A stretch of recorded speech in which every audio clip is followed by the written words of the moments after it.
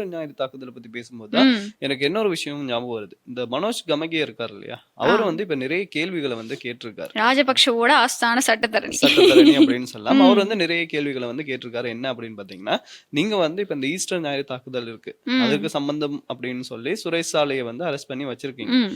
அதே மாதிரி இந்த ஈஸ்டர் ஞாயிறு குண்டு தாக்குதல்ல இந்த ஆயுதங்கள் வந்து இருக்கு இல்லையா? அதாவது இந்த ம். குண்டு வெடிபொருட்கள் இருக்கு இல்லையா? அது வந்து இந்த ஜேவிபியை சேர்ந்த ஒருத்தருடைய தொழிற்சாலையில தான் அது வந்து செய்யப்பட்டுருச்சு அப்படின்னு சொல்றாங்க. சோ ம். அவர் வந்து என்ன அரெஸ்ட் பண்ணப்படல. அவர் வந்து வெளியில தான் இருக்காரு. ம். அப்படி இருக்கும்போது நீங்க ஏன் சுரேஷ் சாலைய வந்து அரெஸ்ட் பண்றீங்க? அப்படின்னு ம். கேட்கிறாரு. அதே மாதிரி சஹ்ரான் ஹாசிம் இருக்கார் இல்லையா?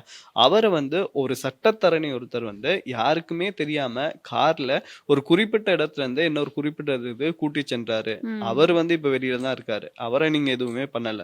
சோ அதே மாதிரி சாரா இருக்காங்க இல்லையா? அதே ம். மாதிரி சாரா அப்படின்னு ஒருத்தவங்க இருக்காங்க. இவங்க ம். கூட இந்த ஈஸ்டர் ஞாயிறு குண்டு தாக்குதலுக்கு சம்பந்தப்பட்டவங்க அப்படின்னு சொல்றாங்க. ஆமா. அவங்கள வந்து நுவரெலியால வச்சு போலீஸார் வந்து அரெஸ்ட் பண்ண போகும்போது, சிஐடில இருந்து ஒரு கோல் ஒண்ணு வருதாம். என்ன அப்படின்னு பார்த்தீங்கன்னா, இது வந்து எங்களுடைய கேஸ். நீங்க வந்து நடுவுல வராதீங்க அப்படின்னு சொல்லி அந்த அரெஸ்ட்ட வந்து தடுத்துட்டாங்க அப்படின்னு சொல்றாங்க. ம். சோ அந்த ம். சிஐடிய வந்து யாரு? அவங்களுடைய பேர வந்து நீங்க வெளியில சொல்லுங்க. அதுக்கப்புறமா நீங்க நிறைய விஷயங்கள பண்ணுங்க. ம். இது எதுவுமே பண்ணாம சுரேஷ் சாலைய வந்து நீங்க இப்படி துன்புறுத்துறீங்களே, இதெல்லாம் நியாயமா? அப்படின்ற ம். மாரி மனோஜ் கமகே வந்து சில கேள்விகள் வந்து முன் வச்சிருக்காரு.